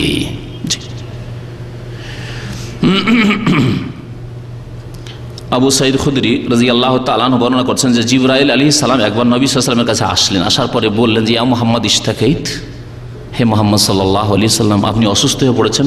রাসূলুল্লাহ সাল্লাল্লাহু আলাইহি ওয়াসাল্লাম মাঝে মধ্যে অসুস্থ হইতেন। অসুস্থ হয়েছেন? কালা নাম, হ্যাঁ আজকে অসুস্থ আছি। জিবরাইল আলাইহিস সালাম এই দোয়া পড়ে দম করলেন রাসূলুল্লাহ সাল্লাল্লাহু আলাইহি সাল্লামকে। জিবরাইল আলাইহিস সালামের দোয়া, শেখানো দোয়া, বিসমিল্লাহ আরকিকা, আল্লাহর নাম নিয়ে আপনাকে দম করছি, ফুঁক দিচ্ছি। মিন কুল্লি শাইইন ইউজিকা, এমন সমস্ত খারাপ বস্তু থেকে, যা খারাপ বস্তুর অনিষ্ট থেকে যা আপনাকে কষ্ট দিয়ে থাকে। মিন শাররি কুল্লি নাফসিন, প্রত্যেক ব্যক্তির অনিষ্ট থেকে। আও আইনিন হাসিদিন, অথবা কুদৃষ্টি থেকে, বদনজর থেকে, যে নজর লাগিয়ে দেয়, বদনজর থেকে। আল্লাহ ইয়াশফিকা, আল্লাহ যেন আপনাকে আরোগ্য দান করেন। বিসমিল্লাহ আরকিকা, আবার বললেন বিসমিল্লাহ আরকি, আল্লাহর নাম নিয়ে আপনাকে দম করছি, আপনাকে ফুঁক দিচ্ছি। এই দোয়া জিবরাইল আলাইহিস সালাম শিখিয়েছেন। সুতরাং যাদেরকে কাছে পাবেন এইভাবে দম করবেন বা পড়বেন তার সামনে, ইনশাআল্লাহ তাআলা আল্লাহ পাক তাকে শেফা দেন। মুসলিম শরীফের হাদিস। নবী সাল্লাল্লাহু আলাইহি ওয়াসাল্লাম আরেকটি আদর্শ হচ্ছে, রোগী ব্যক্তি যদি অমুসলিম হয়, কাফের হয়, রোগী ব্যক্তি যদি বেনামাজি হয়, রোগী ব্যক্তি যদি সুদখোর হারামখোর হয়, হারামখোর মানে গাল নাই, কিন্তু আমাদের মানুষ আবার হারামখোরটাকে গাল মনে করে, তাই না? হারামখোর যে হারাম খায় সে হারামখোর, ওখান থেকে ওই গালটা গিয়েছে। কিন্তু হারাম খাওয়া ব্যক্তি হয়, যে কোনো হারাম খায়। রোগী ব্যক্তি যদি পাপে লিপ্ত থাকে, বিভিন্ন রোগী কিন্তু ফিল্ম দেখে, রোগী খারাপ কাজ করে, রোগী এখনো জামাতে নামাজ পড়ে, নামাজ পড়লেও জামাতে নামাজ পড়ে না, বিভিন্ন দিক থেকে পাপ আছে এক কথায় যদি অন্যায়। রোগী কিন্তু কারোর সাথে সম্পর্ক ছিন্ন করে ইত্যাদি, বিভিন্ন রকমের খারাপ কিছু চরিত্র রয়েছে, আচরণ ভালো নয়, ধার করজ তার উপর রয়েছে, ঋণ রয়েছে, ঋণ পরিশোধ করছে না মানুষের, এগুলি হচ্ছে পাপ। যদি এইরকম থাকে তাহলে তাকে ইসলামের দাওয়াত দিতে হবে। তাহলে যদি কাফের হয় অথবা কবর গুজারি মুশরিক হয়, যে কোনো রকমের মুশরিক হোক, তাহলে তাকে তাওহীদের দাওয়াত দিতে হবে। বিদাতি যদি হয় তাহলে সুন্নতের দাওয়াত দিতে হবে অসুস্থ অবস্থায়, কারণ অসুস্থ অবস্থায় মনটা নরম থাকে। ওই নরম মনের অবস্থায় ভালো কথা হয়তো ভালোভাবে বললে কবুল করবে। তার গায়ে হাত দিয়ে খোঁজ খবর নিলেন, চিন্তা করবে যে আরে আমার আত্মীয় স্বজন অনেকে আসে না, আমার গ্রামের লোক আসে না, আর এই আলেম সাহেব অমুক ব্যক্তি এত দূর থেকে খোঁজ নিতে এসছে, আমার ডিস্ট্রিক্টের লোক আজ খোঁজ খবর নেয় না আমার, আর এখানে কোন দেশের লোক শুধু খবর পেয়েছে আর দৌড় দিয়ে চলে এসছে, আসে তাওহীদ সুন্নতের দাওয়াত দিচ্ছে, কেন নেব না? আমি নেব, তার কথা শুনবো না, কার কথা শুনবো? শোন, কেন? এলের সাথে আমার কি আত্মীয়তা আছে? তো এই অসুস্থ অবস্থায় ইসলামের দাওয়াতের সুযোগ গ্রহণ করতে হবে, যে কোনো রকমের স্তরের দাওয়াত হোক না কেন। বিদাত থেকে তওবার দাওয়াত দিবেন, সুন্নতের দাওয়াত দেবেন। যদি বেনামাজি হয় তাহলে নামাজের দাওয়াত দিবেন, যদি হারাম খাওয়া লোক হয় তাহলে হালাল খাওয়ার দাওয়াত দিবেন, যদি ঋণ পরিশোধ করার ব্যাপার স্যাপার থাকে, যে ঋণ এখনও তারও বাকি আছে, তাহলে তাকে বলবেন আল্লাহর কাছে তওবা ইস্তিগফার করুন, এবং যে ঋণের বোঝা আছে তাড়াতাড়ি করে নামিয়ে দেওয়ার চেষ্টা করুন। এই অবস্থায় মওত হয়ে গেলে আল্লাহ পাক কোনো দিন মাফ করবেন না। ভালোভাবে দাওয়াত দেন। নবী করিম সাল্লাল্লাহু আলাইহি ওয়াসাল্লামের এই সুন্নত মওজুদ রয়েছে। ইহুদি বালক, ইহুদি ছেলে, এক তো ইহুদি ইসলামের বড় শত্রু, আল্লাহ পাক কোরআনে বলেছেন এদেরকে। তারপরে তার ছেলে নবী সাল্লাল্লাহু আলাইহি ওয়াসাল্লামের মাঝে মাঝে এসে খেদমত করতো, ইহুদির ছেলে, ভালো লাগতো তাকে। নবী সাল্লাল্লাহু শুনতে পেলেন যে ইহুদির ছেলে খুব অসুস্থ হয়ে গেছে। একদম নবী সাল্লাল্লাহু আলাইহি ওয়াসাল্লাম ফামারিজা, অসুস্থ হয়েছিল। ফাআতাহুন নবী ইয়াউদুহু, নবী করিম সাল্লাল্লাহু আলাইহি ওয়াসাল্লাম তাকে দেখার জন্য, তার পরিচর্যার জন্য, তার খোঁজ খবর নেওয়ার জন্য আসলেন। ফাকাআদা ইনদা রাসি, ইহুদির বাড়িতে তার মাথার কাছে বসে গেলেন রাসূলুল্লাহ সাল্লাল্লাহু আলাইহি ওয়াসাল্লাম। ফাকালা লাহু, বললেন আসলেম, ইসলাম কবুল করে নাও, মুসলিম হয়ে যাও। সরাসরি ইসলামের দাওয়াত, এইভাবে ইসলামের দাওয়াত দিতে, এমন নয় যে না না না কেমন করে বলবো ইসলাম কবুল করে নাও, কেমন লাগছে যেন, না। আসলেম, নবী সাল্লাল্লাহু আলাইহি ওয়াসাল্লাম ভাষা, আসলেম তাসলাম, ইসলাম কবুল করো, নিরাপদ থাকবে দুনিয়া আখিরাতে, ইহকাল পরকাল তোমার সুখী হয়ে যাবে। ইসলাম কবুল। ফানাজারা ইলা আবিহি, ছোট ছেলে তো 10-12 বছরের ছেলে হয়তো, তাই একটু আব্বাকে ভয় করেছে, কি বলে না বলে, আব্বার দিকে একটু তাকাইছে। বাবা বুঝতে পেরেছে আমার দিকে তাকাচ্ছে মানে পরামর্শ চাইছে ছেলে। বাবা বলছে যে এই সময় অসুস্থ হয়ে আছো, আতে আবুল কাসেম, আরে আবুল কাসেম সাল্লাল্লাহু আলাইহি নবী সাল্লাল্লাহু আলাইহি ওয়াসাল্লামের কুনিয়াত উপনাম, যা বলছে শুনে নাও, শুনে নাও। মন নরম থাকে, রোগীরও মন নরম থাকে, রোগীর আপনজন আত্মীয় স্বজন ছেলে মেয়ে বাবা মা তাদেরও মন নরম থাকে। এই অবস্থায় এই সুযোগকে গ্রহণ করতে হবে আপনাকে। ফাসলামা, মুসলমান হয়ে গেল কলেমা পড়ে। ফাখারাজান নবী সাল্লাল্লাহু আলাইহি ওয়াসাল্লাম ওয়া ইয়াকুল রাসূলুল্লাহ, তার বাড়ি থেকে বের হইলেন আর বলছেন আলহামদুলিল্লাহিল্লাযী আনকাযাহু মিনান নার, সে আল্লাহরই অশেষ শুকরিয়া, সে আল্লাহরই লাখ লাখ প্রশংসা যিনি এই বালককে জাহান্নাম থেকে মুক্ত করে দিলেন। আলহামদুলিল্লাহ, কলেমা পড়ার মাধ্যমে। তার কিছুক্ষণ পরে ছেলেটি মারা গেল। রাহুল বুখারী, বুখারী শরীফ হাদিস। সাঈদ বিন মুসাইয়্যিব প্রখ্যাত তাবী, তিনি বর্ণনা করেছেন তার পিতা মুসাইয়্যিব থেকে সাহাবী, লাম্মা হুদিরা আবু তালেব, আবু তালেবের যখন মৌতের সময় আসলো, বুখারীতে বড় হাদিস রয়েছে, হাদিস লম্বা হাদিস বয়ান করবো না কারণ সময় শেষ হয়ে বেশি হয়ে গেছে। তখন নবী সাল্লাল্লাহু আলাইহি ওয়াসাল্লাম, আবু তালেব চাচা, সারা জীবন কুফরি করে গেল, যদিও শত্রুতা করেনি কিন্তু কুফরি করেছে, মুসলিম হয়নি, শেষখানেও ছেড়ে দিলেন, যা সারা জীবন এরকম থেকে গেলি তো যা, তোর আর কে খোঁজ খবর নেই না, গিয়ে মাথার কাছে বসছেন আর বলছে ইয়া আম্মে কুল লা ইলাহা ইল্লাল্লাহ কালিমাতান ওয়াহাজ্জু লাকা বিইনদাল্লাহ, হে চাচা আপনি শুধু একটা কলমা পড়ে নেন, যে কলমা দিয়ে আল্লাহর সামনে আমি বাদ অনুবাদ করতে পারবো, আল্লাহর কাছে আমি প্রমাণ প্রুফ পেশ করতে পারবো যে আল্লাহ আমার চাচা মুসলিম হয়ে গেছে। শেষখানে কলমা লা ইলাহা ইল্লাল্লাহ অন্তর থেকে পড়ে নিয়েছে। এই দাওয়াত দিতে গিয়েছিলেন নবী করিম সাল্লাল্লাহু আলাইহি ওয়াসাল্লাম চাচার কাছে, বুখারী শরীফের হাদিস। মানুষ অসুস্থ হলে মওতের আকাঙ্ক্ষা করবেন না, কখন হারাম, নবী করিম সাল্লাল্লাহু আলাইহি ওয়াসাল্লাম নিষেধ করেছেন। আজকালকার মানুষ, মূর্খ মানুষরা, নারী হোক আর পুরুষ, বালা মুসিবত আসলে, বিপদ আপদ আসলে, অসুস্থ হইলে হায় আর পারছি না, আর বেঁচে থাকতে পারছি না, আল্লাহ কোথায় যে মওত আছে আমার রে, কখন যে মওত আসবে, এগুলো জাহেল মূর্খদের কথা এবং ইসলাম বিরোধী কথা। নবী করিম সাল্লাল্লাহু আলাইহি ওয়াসাল্লাম বলেছেন লা ইয়াতামান্না ইয়ান্না আহাদুম মিনকুমুল মাউতা, তোমাদের কোন মানুষ যেন মৃত্যুর আশা আকাঙ্ক্ষা কখনো না করে, কখনো এইরকম বলবে না যে আল্লাহ মত হয়ে যেত, মরণ হয়ে যেত আমার অথবা কারণ, না, কখনো না।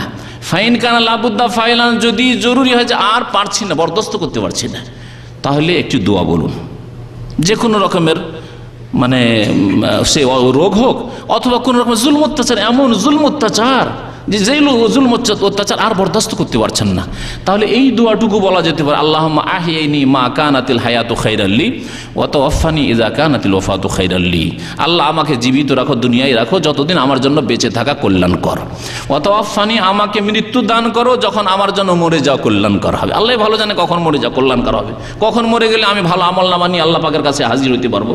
সুতরাং এই দোয়া করা যেতে পারে, যদি আল্লাহকে মঞ্জুর থাকে যে তোমার মরে যাওয়াতে ফায়দা আছে তোমার, তো আল্লাহ পাক দিবেন, আল্লাহ পাক ইন্তেকাল করিয়ে দেবেন, আল্লাহ পাক নিয়ে নেবেন। আর যদি আল্লাহ পাক কল্যাণ মনে করেন, আল্লাহ ভালো জানেন, আর আমরা কিছুই জানি না যে তোমার বেঁচে থাকাতে কল্যাণ আছে, তাহলে আল্লাহ পাক রাখবেন। তো এরকম দোয়া করা যেতে পারে।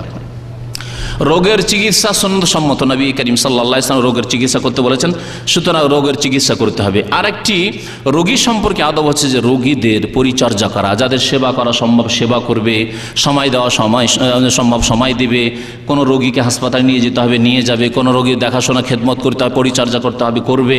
যদি তা সম্ভব না হয় তো কমের পক্ষে মাঝে মাঝে রোগীকে দেখতে যাবে, তাতে তার মন হালকা হবে, তার অসুখ হালকা হয়ে যাবে এবং সেই ব্যক্তি আপনার দোয়া পাবে, আপনিও তার জন্য আপনি অশেষ নেকি পাবেন। এই মর্মে একটি হাদিস শুনিয়ে শেষ করে দিচ্ছি, হাদিস অনেকগুলি রয়েছে এই মর্মে। বিমার পুরসি করার অর্থাৎ অসুস্থ ব্যক্তিকে দেখতে গেলে অনেক ফায়দা রয়েছে, অনেক নেকি রয়েছে, এই মর্মে শুধু একটি হাদিস শোনাচ্ছে। আলী রাদিয়াল্লাহু তাআলা আনহু চতুর্থ খলিফা বয়ান করছেন, সামি'তু রাসূলুল্লাহ সাল্লাল্লাহু আলাইহি ওয়াসাল্লাম ইয়াকুল, আমি আল্লাহ রাসূল সাল্লাল্লাহু আলাইহি ওয়াসাল্লামের কাছে শুনেছি, মা মিন মুসলিমিন ইয়াউদু মুসলিমান গুদওয়াতান, কোন মুসলিম যদি অন্য কোন মুসলিমকে সকালবেলা অসুস্থ অবস্থায় দেখতে যায়, ভাই অসুস্থ হয়েছে, কোনো মুসলিম ভাই শুনেছে, সকালবেলা দেখতে গেল, ইল্লা সাল্লা আলাইহি সাবুনা আলফা মালাক, ৭০,০০০ ফেরেশতা ওই ব্যক্তির জন্য রহমতের দোয়া করতে থাকবে। সুবহানাল্লাহ। হাত্তা ইউমসিয়া, সন্ধ্যা পর্যন্ত। সকালবেলা আপনি 10 মিনিট 5 মিনিটে একটা রোগী দেখে এসছেন, ৭০,০০০ ফেরেশতা সন্ধ্যা পর্যন্ত আল্লাহর কাছে রহমতের দোয়া করতে থাকবে যে আল্লাহ তুমি এর উপর রহম করো, আল্লাহ এর উপর দয়া করো, এর গুনাহ খাতা তুমি মাফ করে দাও। ওয়াইন আদাহু আশিয়াতান, বৈকালবেলা যদি কারো বেমার পুরসি করতে যায়, মানে অসুস্থ ব্যক্তিকে দেখতে যায়, ইল্লা সাল্লা আলাইহি সাবুনা আলফা মালাকিন হাত্তা ইউসবিহা, তাহলে সন্ধ্যা থেকে নিয়ে শুরু করে সকাল পর্যন্ত ভোর পর্যন্ত ৭০,০০০ ফেরেশতা ওই রকমই রহমতের দোয়া করতে থাকবে আল্লাহ পাক রব্বুল আলামিনের দরবারে। আল্লাহ পাক যেন আমাদেরকে নবী করিম সাল্লাল্লাহু আলাইহি ওয়াসাল্লামের সুন্নত মোতাবেক জীবনযাপনের তৌফিক দান করেন। আল্লাহ পাক আমাদেরকে প্রথম কথা রোগ থেকে যেন আল্লাহ মুক্ত রাখেন, আর যদি রোগ দেন তাহলে আল্লাহ পাক আমাদেরকে ধৈর্য ধারণের তৌফিক যেন দান করেন, আর ওই রকম কঠিন রোগ যেন না দেন যে কঠিন রোগে মানুষ পেরেশান হয়ে যায়। এই জন্য নবী করিম সাল্লাল্লাহু আলাইহি ওয়াসাল্লামের বেশ কিছু দোয়া রয়েছে যেগুলি কঠিন রোগ, দূর আরোগ্য রোগ, সেই রোগগুলি থেকে পানা চাইতে বলেছেন, আশ্রয় কামনা করতে বলেছেন এবং আশ্রয় কামনার দোয়াও শিখিয়েছেন। আল্লাহুম্মা ইন্না নাউযু বিকা মিনাল বারাসি ওয়াল জুযামি ওয়াল জুনুনি ওয়া মিন সাইয়্যিল আসকাম, আল্লাহ তোমার কাছে আশ্রয় চাইছি মিনাল বারাস, শ্বেত রোগ থেকে, শরীর সাদা হয়ে যাওয়ার রোগ, মারাত্মক রোগ, আর মানুষ ঘৃণা করে, ছোঁয়াচে মনে করে, পাশে বসতে চায় না, একসাথে খেতে চায় না, বিবাহ শাদী দিতে চায় না সেই পরিবারে। সুতরাং আল্লাহ তুমি বারাস থেকে, শেতের রোগ থেকে আল্লাহ বাঁচিয়ে রাখো, ওয়াল জুজামে কুষ্ঠর রোগ থেকে আল্লাহ পাক বাঁচিয়ে রাখো, ওয়াল জুনুন এবং পাগল হওয়া থেকে আল্লাহ বাঁচিয়ে রাখো। কারণ পাগল হয়ে গেলে সুবহানাল্লাহ শরীরে কাপড়ও রাখছেন না, দেখছেন অনেক জায়গায় আপনি দেখতে পাচ্ছেন এরকম শরীরে কাপড় নেই, পায়খানা পর্যন্ত এরকম দেখা যাচ্ছে, পায়খানা খাচ্ছে, কারণ জানে না যে এটা পায়খানা, পাগল হয়ে গেছে, কিছুই নেই তার কাছে ভাত আর পায়খানার গোশতে কোনো পার্থক্য নেই। সুতরাং এই রোগগুলি থেকে পানা চাইতে বলেছেন নবী সাল্লাল্লাহু আলাইহি ওয়াসাল্লাম এবং দোয়া শিখিয়েছেন, ওয়াসাইল আসকাম, যে কোনো মারাত্মক ব্যাধি, খারাপ ব্যাধি থেকে আল্লাহ তোমার কাছে পানা চাইছি। আল্লাহুম্মা ইন্না নাউযু বিকা মিনাল বারাসি ওয়াল জুজামি ওয়াল জুনুনি ওয়া মিন সাইল আসকাম। আজকালকার মারাত্মক রোগ হচ্ছে শুকুরের ইনফ্লুয়েঞ্জা। আজকালকার জামানায় দোয়া করো, আল্লাহ তুমি আমাকে শুকুর ইনফ্লুয়েঞ্জা থেকে বাঁচিয়ে রাখো। আজকালকার মারাত্মক ব্যাধি হচ্ছে কিডনি ফেল হয়ে যায়, আল্লাহ তুমি কিডনি ফেল হওয়া থেকে আমাকে বাঁচিয়ে রাখিও। আজকালকার মারাত্মক রোগ হচ্ছে প্রেশার, আল্লাহ তুমি হাই প্রেশার, লো প্রেশার থেকে বাঁচিয়ে রাখিও। আজকালকার রোগ হচ্ছে সুগার, মারাত্মক রোগ, যার পরে দুনিয়ার স্বাদ সব শেষে, আল্লাহ তুমি আমাকে সুগার থেকে বাঁচিয়ে রাখিও। এইভাবে যতগুলি মারাত্মক ব্যাধি আছে আপনার সমাজে, আল্লাহ এইসব থেকে আমাকে বাঁচিয়ে রাখো। আল্লাহুম্মা ইন্না নাউযু বিকা মিনাল বারাসি ওয়াল জুজামি ওয়াল জুনুন আমিন সাইয়্যিল আসকাম। নাম ধরে ধরে যদি না দোয়া করেন, শেষখানে বলেন সাইয়্যিল আসকাম, তাতেই দোয়া হয়ে গেল। আল্লাহ পাক যেন আমাদের গুনাহ খাতা মাফ করে দেন, আল্লাহ পাক আমাদের নেক আমলে যেন তৌফিক দান করেন, আল্লাহ পাক আমাদেরকে যতদিন দুনিয়া রাখবেন যেন সুস্থ রাখেন, আল্লাহ যখন নেবেন কালেমা লা ইলাহা ইল্লাল্লাহ পড়ার যেন তৌফিক দান করেন, আল্লাহ পাক রব্বুল আলামিন যেন আমাদেরকে জান্নাতুল ফিরদৌস দান করেন, আল্লাহ আমাদের দুনিয়াও সুখী করেন, আখিরাতও সুখী করেন। রব্বানা আতিনা ফিদ দুনিয়া হাসানাহ ওয়া ফিল আখিরাতি হাসানাহ ওয়া কিনা আযাবান নার। ওয়া সাল্লাল্লাহু আলা নবিয়িনা মুহাম্মদ ওয়া আলা আলিহি ওয়া সাহবিহি আজমাইন।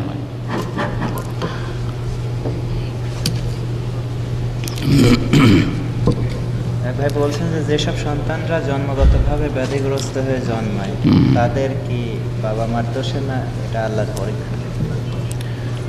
এক ভাই জিজ্ঞাসা করেছেন, যেসব ছেলেরা জন্মগত মানে ব্যাধিগ্রস্ত, সেসব কি কারণে? বাবা মায়ের দোষে, মানে বাবা মায়ের ব্যাধির দোষে এই কথা বলতে চেয়েছে, হ্যাঁ না আল্লাহর পক্ষ থেকে কি পরীক্ষা? যদি বাবা মায়ের দোষেও হয়, এই দোষ মানে কারণ, এই কারণ তৈরি করেনেওয়ালা কে?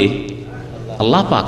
সুতরাং যদি বাবা মায়ের কোনো রকমের চারিত্রিক দোষ থাকে, তাহলে তাদের তওবা করা উচিত, কারণ এই ছেলে তো নিষ্পাপ ছেলে, এই ছেলের তো কোনো দোষ নেই। তাহলে বাবা মাকে তওবা করা উচিত যে আমাদের পাপের কারণে এর কুপ্রভাব আমার ছেলে বা আমার মেয়ের ওপর পড়েছে। সুতরাং আল্লাহ পাকের কাছে তওবা করা উচিত এবং আল্লাহর কাছে দোয়া করা উচিত তাদের এই ছেলের আরোগ্যের জন্য এবং নিজের সংশোধনের জন্য। আর যদি এমন না হয় যে বাবা মা নেক রয়েছে, তারপরও ছেলে এরকম খোড়া হইলো বা কোনো রোগাক্রান্ত, তাহলে আল্লাহ পাকের পরীক্ষা মনে করতে হবে যে আল্লাহ পাকের নিজের শরীরের ক্ষেত্রে যেমন পরীক্ষা করতে পারেন, ছেলে মেয়েকে অসুস্থ করে আল্লাহ পাক বাবা মাকে পরীক্ষা করছেন, এই ক্ষেত্রে পরীক্ষা উত্তীর্ণ হইতে হবে, কামিয়াব হইতে হবে। জি, আলোচনার সাথে সম্পর্ক নেই।